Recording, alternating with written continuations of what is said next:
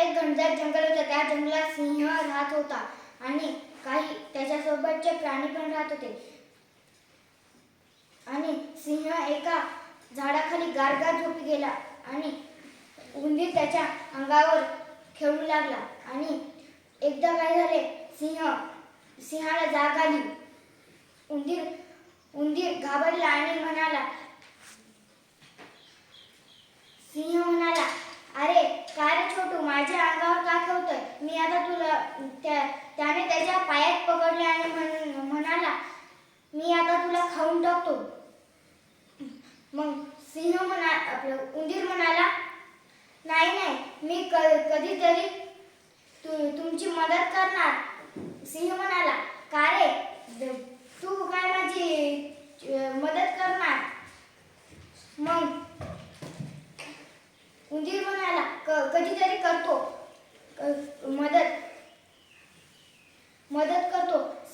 सिंह म्हणाला उंदराला, नाही, ठीक आहे, तुला आता सोडून देतो, पण परत माझ्या अंगावर खेळायचं नाहीस.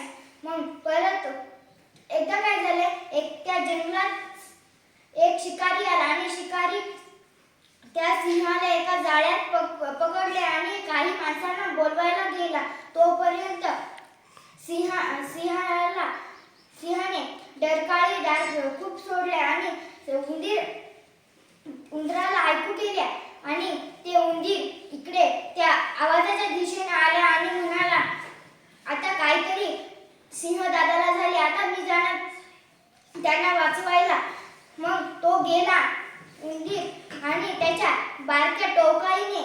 दाताच्या बारक्या टोकाईने त्याने सगळं जाळं कुरतडून काढलं आणि सिंह जाळ्यातून बाहेर आला.